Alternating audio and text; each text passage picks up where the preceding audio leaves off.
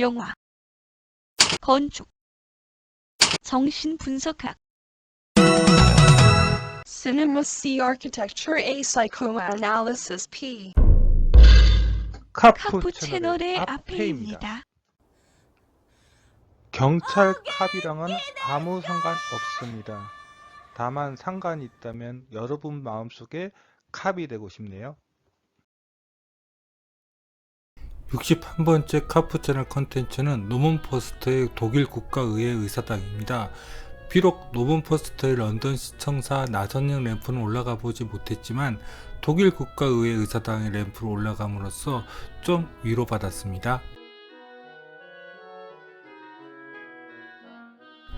베를린에 있는 독일 국가의회 의사당은 옛날 경복궁에 일본이 강제로 세워놓은 조선 총독부랑 비슷한 모습입니다. 당연히 신르네상스 스타일의 독일 국가의회 의사당을 모두 포스터가 디자인한 것은 아닙니다.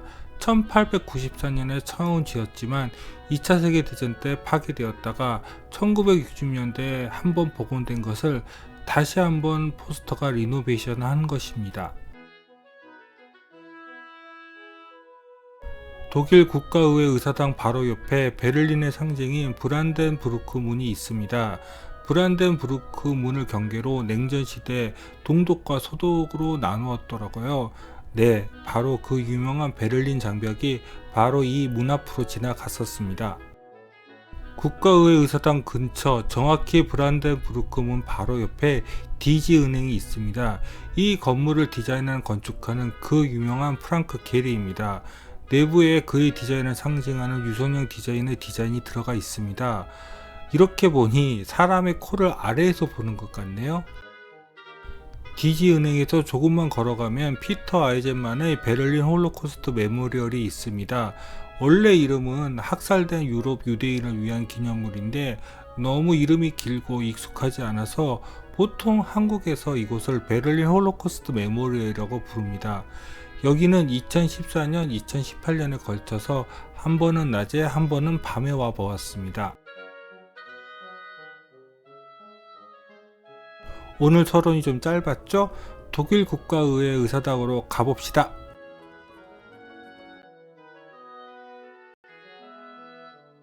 (2014년에) 사실 조사가 부족해서 브란덴부르크 문만 보러 왔었습니다. 더군다나 여기서 걸어갈 정도로 베를린 홀로코스트 메모리얼이 가까운지도 몰라서 이 거리를 차를 가지고 돌아다녔다니까요. 멍청하게. 그리고 여기 노먼 포스터의 국가의회 의사당이 있는지도 여기 와서 알았고 2014년에는 답사를 하지 못했습니다. 그때 답사를 못했던 이유는 국가의회 의사당을 보려면 줄 서서 표를 사고도 검색대에 다시 줄 서서 통과를 해야 하기 때문에 2014년에는 시간에 쫓겨 못 보게 된 것이었습니다. 그래서 2018년에는 확실하게 국가의회 의사당을 보려고 미리 인터넷으로 한국에서 표를 예매해서 왔습니다. 그리고 브란덴부르크 문 근처에 숙소를 잡아서 이렇게 여기 야경까지 보아서 너무 좋았습니다. 앞서 말한 것처럼 2014년에 여기에 노먼 포스터의 건축이 있는지도 몰랐습니다. 많은 사람들이 줄을 서 있는 것을 보고 왜 그런가 해서 검색해보고 알았다니까요. 그래서 언젠가 다시 여기 와서 꼭 보겠다고 마음먹었고 2018년에 다시 온 것입니다. 예매한 것이 가이드 투어라 패스트 트랙처럼 바로 들어갈 수 있어서 좋았습니다. 이렇게만 보면 국가의회 의사당은 고풍스러워 보여서 여기에 노먼 포스터의 건축이 있을 것 같지 않죠? 이날은 카메라 렌즈를 닦지 않아서 앞에 몇 컷은 사진을 망쳤습니다. 그래도 신르네상스 건축물로서 국가의회 의사당의 위용은 사진에 잘 담겨져 있죠? 국가의회 의사당 바로 앞에는 공화국 광장이 펼쳐져 있습니다. 거기서 더 가면 티어가르텐이 있고요. 예전에는 저쪽이 동독 지역이었다고 하네요. 통독 전 국가의회 의사당은 서독 지역이라서 여기에 올라서서 동독 지역을 쳐다보았다고 하네요. 하지만 통독 이후 새로운 독일을 출발로 내부를 노먼 포스터가 멋지게 리노베이션 했답니다. 그럼 내부로 들어가 보시죠.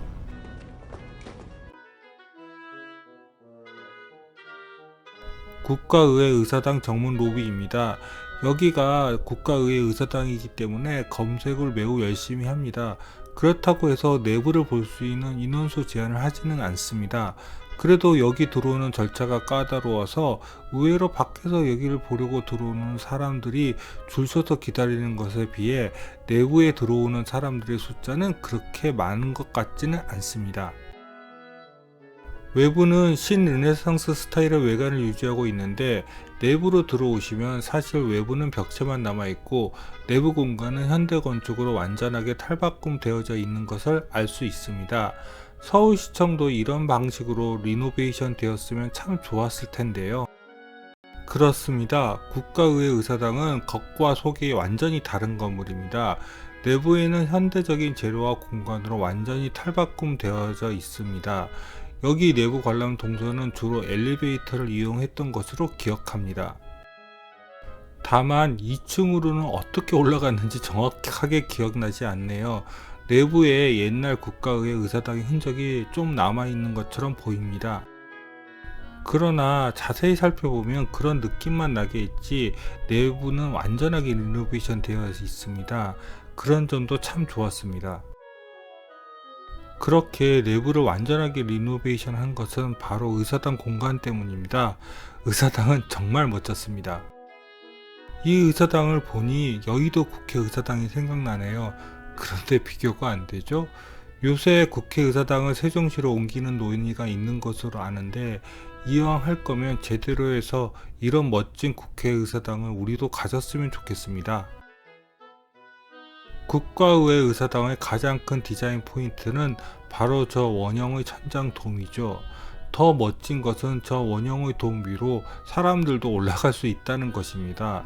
의사당 천장 돔의 구조적 핵심은 바로 저 줄로 당겨 놓은 텐션 구조에 걸려있는 원추형 구조물입니다. 저 구조물 위에 있는 돔의 중심 뼈대를 지탱해 주고 있거든요. 이거는 모델로 만들어도 엄청난 구조적 지식이 없으면 만들지 못하는 구조입니다.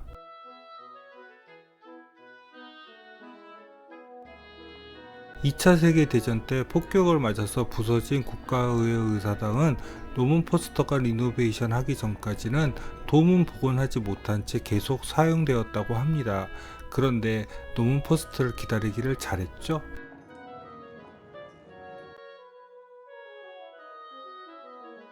바로 이것이 국가의회 의사당의 유리돔입니다. 돔은 르네상스 건축의 상징이었습니다. 그런 돔을 가장 현대적으로 재해석해낸 것이 바로 이 돔이 아닌가 하는 생각이 듭니다. 이때만 해도 완벽한 곡면 유리를 유럽에서도 생산하지 못했나 봅니다. 지금은 곡면 유리를 생산할 수 있는데 지금 지어진다면 더 둥근 유리돔이 되었겠네요. 그렇기 때문에 유리돔은 밀실하게 닫혀 있는 것이 아니라 이렇게 아랫부분이 열려져 있습니다.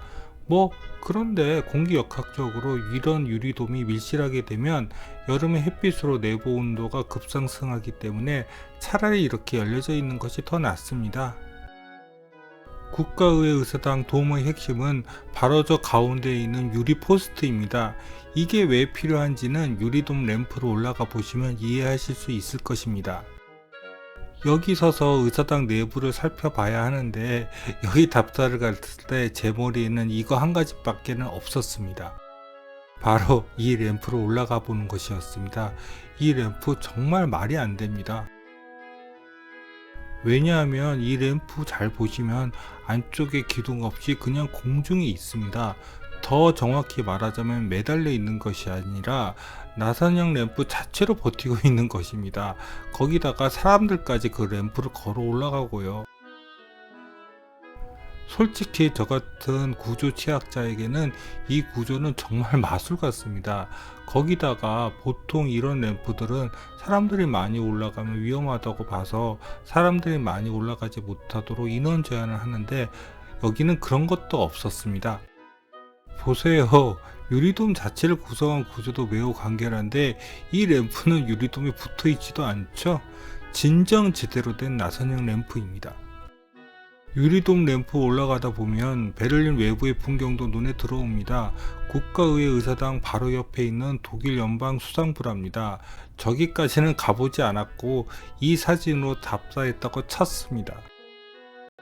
램프 중간에서 돔 아래를 내려다본 것입니다. 한 가지 아쉬운 것은 여기서 내부 의사당 홀이 보이지 않는 것입니다. 이제 이 유리돔 포스터가 서 있는 이유가 곧 나옵니다. 바로 이것입니다. 정말 믿으실지 모르겠지만 그 유리 포스터 맨 위 공간이 바로 여기입니다. 생각해 보세요. 이 공간을 받치고 있는 것이 바로 의사당 내부 홀에 있는 그 원추형 구조물입니다. 결국 이 공간은 하늘에 떠 있는 것입니다. 유리돔 맨 꼭대기 가운데 이렇게 원형의 창이 뻥 뚫려져 있습니다. 로마 판테온처럼요. 로마 판테온은 비가 와도 이 뚫려진 창으로 내부 공기압 때문에 비가 들이치지 않는다고 하던데 여기는 유리돔이 밀실이지 않기 때문에 그렇지는 않겠죠. 다만 이렇게 가운데 뚫려져 있기 때문에 내부 공기 순환에는 좋을 것 같습니다. 밑에서 돔 상부를 다시 본 것입니다. 보세요. 저 나선형 램프를 고정하는 것은 원형 돔 구조에 연결된 얇은 철제 연결 부재밖에는 없습니다. 그 말은 저 나선형 램프 자체가 바로 구조가 되어서 저 유리 포스터와 바닥에만 고정되어 있어 저 전체 하중을 버틴다는 이야기입니다.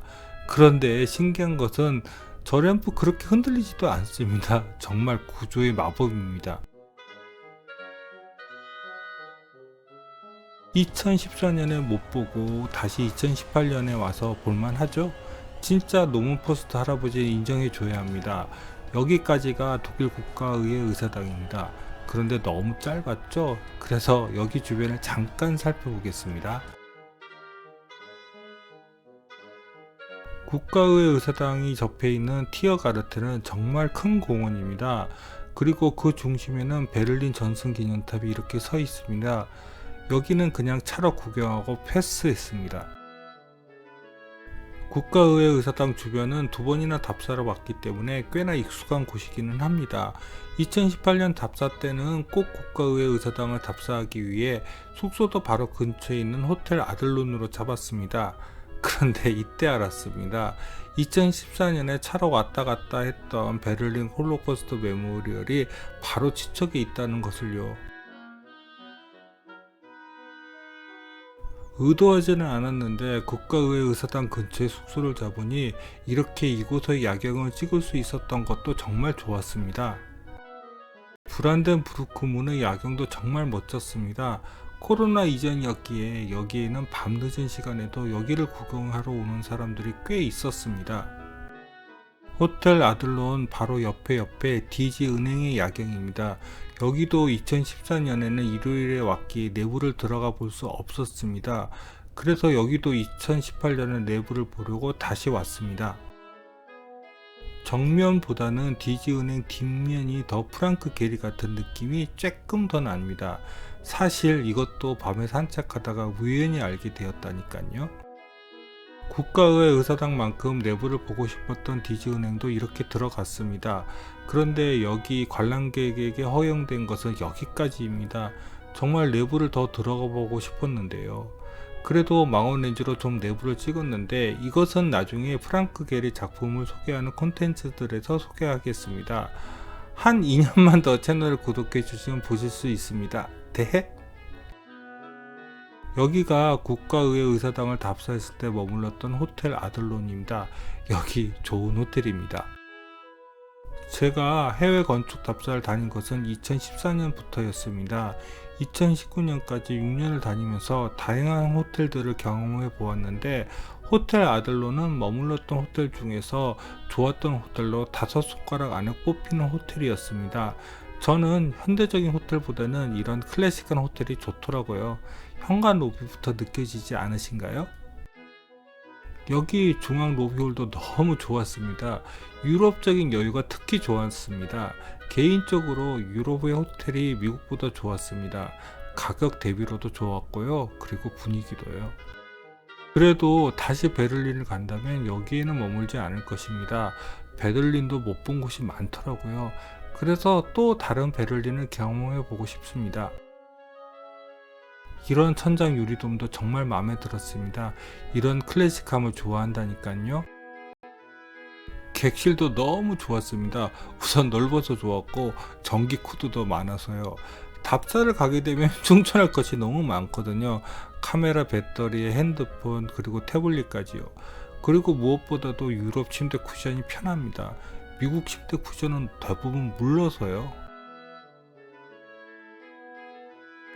호텔은 클래식한데 객실 내부 배치는 현대적이었습니다. 침실 옆으로 욕실과 파우더룸 그리고 화장실까지 쭉 길게 연결되어 있는 것도 마음에 들었습니다. 그리고 진짜 무늬목으로 문틀과 문을 만든 것도 너무 좋았습니다. 숙소에 여장을 풀고 밤 10시쯤에 호텔을 나와서 주위를 산책하다가 베를린 홀로코스트 메모리얼을 다시 들렀습니다. 2014년 처음 여기 답사를 왔을 때 처음으로 주차 위반 딱지를 떼었던 것이 기억이 납니다. 그런데 그때는 낮이라서 잘 몰랐는데 밤에 오니 정말로 묘비들 같다는 느낌이 확실히 왔습니다. 그런데 독일인들 대단하지 않습니까? 간단하게 비유해 보자면 일본 도쿄 중심지에 한국인 학살을 추모하는 메모리얼을 세워놓은 것과 같은 것입니다. 역사에 대한 반성을 이렇게 하는 것입니다. 일본 정부는 각성하세요. 베를린 홀로코스트 메모리얼은 제대로 한 2년 정도 지난 후에 피터 아이제만 콘텐츠에서 소개하겠습니다. 그때까지 열심히 콘텐츠를 만들어 보겠습니다. 그럼 역시 다음 콘텐츠 기대해 주시고 구독과 좋아요 부탁드리며 이상 카프 채널의 아페이였습니다.